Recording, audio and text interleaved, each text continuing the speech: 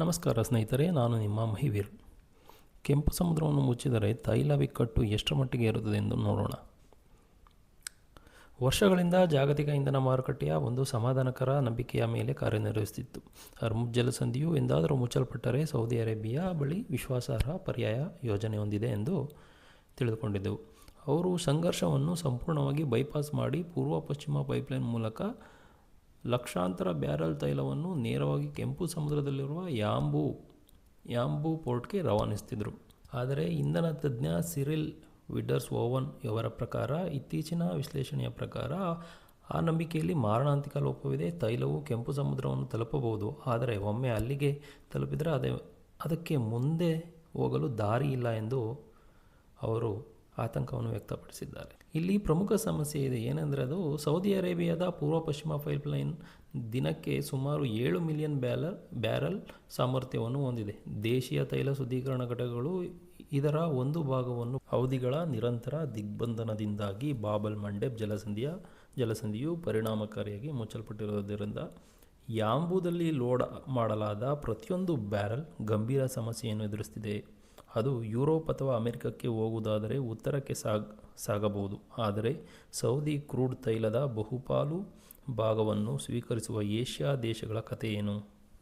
ದಕ್ಷಿಣ ಕೆಂಪು ಸಮುದ್ರವನ್ನು ಬಳಸದೆ ಯಾಂಬುದಿಂದ ಏಷ್ಯಾವನ್ನು ತಲುಪಲು ಟ್ಯಾಂಕರ್ಗಳು ಇಡೀ ಸೂಯೆಜ್ ಕಾಲುವೆಯ ಮೂಲಕ ಉತ್ತರಕ್ಕೆ ಸಾಗಬೇಕು, ಮೆಡಿಟರೇನಿಯನ್ ಅನ್ನು ದಾಟಬೇಕು ಮತ್ತು ನಂತರ ಗುಡೋ ಭೂಶಿರದ ಸುತ್ತಲೂ ದೊಡ್ಡ ಸುತ್ತನ್ನು ಹಾಕಬೇಕು.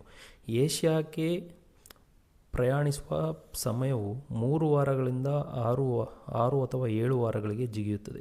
ಸೂಯೆಜ್ ಕಾಲುವೆಯನ್ನು ನೇರವಾಗಿ ಬಳಸುವುದು ಕೂಡ ಸುಲಭವಲ್ಲ. 2 ಮಿಲಿಯನ್ ಬ್ಯಾರೆಲ್ಗಳನ್ನು ಹೊತ್ತು ಸಾಗಿಸಬಲ್ಲ ಅತಿ ದೊಡ್ಡ ತೈಲ ವಾಹಕಗಳಾದ VLCCಗಳು ಕಾಲುವೆಯನ್ನು ಪೂರ್ಣ ಸಾಮರ್ಥ್ಯದಲ್ಲಿ ದಾಟಲು ಸಾಧ್ಯವಾಗದಷ್ಟು ದೊಡ್ಡದಾಗಿವೆ ಮತ್ತು ಆಳವಾಗಿವೆ. ಇದು ಆಪರೇಟರ್ಗಳನ್ನು ಈಜಿಪ್ಟ್ ಸುಮೆಡ್ ಪೈಪ್ಲೈನ್ ಮೇಲೆ ಅವಲಂಬಿಸುವಂತೆ ಮಾಡುತ್ತದೆ. ಆದರೆ ಸುಮೆಡ್ ದಿನಕ್ಕೆ ಸುಮಾರು 2.3 ರಿಂದ 2.5 ಮಿಲಿಯನ್ ಬ್ಯಾರೆಲ್ಗಳನ್ನು ಮಾತ್ರ ನಿರ್ವಹಿಸಬಲ್ಲದು. ಇದು ಈಗಾಗಲೇ ಪ್ರಾದೇಶಿಕ ಬದ್ಧತೆಗಳು ಮತ್ತು ದಿನನಿತ್ಯದ ನಿರ್ವಹಣಾ ಕೆಲಸಗಳನ್ನು ಹೊಂದಿದೆ. ಇದು ಯಾಂಬುದಿಂದ ಅನಿರೀಕ್ಷಿತವಾಗಿ ಬರುವ ಲಕ್ಷಾಂತರ ಬ್ಯಾರೆಲ್ ತೈಲವನ್ನು ನಿಭಾಯಿಸಲು ವಿಫಲಗೊಳ್ಳುತ್ತದೆ. ಇದು ಬಂದರುಗಳಲ್ಲಿ ದಟ್ಟಣೆ ಮತ್ತು ವಾರಗಟ್ಟಲೆ ವಿಳಂಬಕ್ಕೆ ಕಾರಣವಾಗುತ್ತದೆ. ಇದರ ಪರಿಣಾಮ ಕೇವಲ ಕ್ರೂಡ್ ತೈಲಕ್ಕೆ ಮಾತ್ರ ಸೀಮಿತವಾಗಿಲ್ಲ. ಯಾಂಬುದಿಂದ ರಫ್ತಾಗುವ ಡೀಸೆಲ್, ಜೆಟ್ ಇಂಧನ ಮತ್ತು ಗ್ಯಾಸೋಲಿನ್ನಂತಹ ಪರಿಷ್ಕೃತ ಉತ್ಪನ್ನಗಳು ಮಧ್ಯಮ ಮತ್ತು ದೀರ್ಘಕಾಲದ ಟ್ಯಾಂಕರ್ಗಳನ್ನು ಅವಲಂಬಿಸಿವೆ. ಇವು ಈಗ ಸೀಮಿತ ಕಾಲುವೆ ಸ್ಲಾಟ್ಗಳು ಮತ್ತು ಬಂದರು ಪ್ರವೇಶಕ್ಕಾಗಿ ಸೂಯೆಜ್ ಕಾರಿಡಾರ್ನಲ್ಲಿ ಸ್ಪರ್ಧಿಸಬೇಕಾಗುತ್ತದೆ. ಜಾಗತಿಕ ಟ್ಯಾಂಕರ್ ಮಾರುಕಟ್ಟೆಗೆ ಇದು ಅದೃಶ್ಯ ಬಿಕ್ಕಟ್ಟನ್ನು ಸೃಷ್ಟಿಸುತ್ತದೆ. ಪ್ರಯಾಣವು 2 ಪಟ್ಟು ಹೆಚ್ಚು ಸಮಯ ತೆಗೆದುಕೊಂಡಾಗ ಹಡಗುಗಳು ವಾರಗಟ್ಟಲೆ ಸಕ್ರಿಯ ನೌಕಾಪಡೆಯಿಂದ ಕಾಣೆಯಾಗುತ್ತವೆ.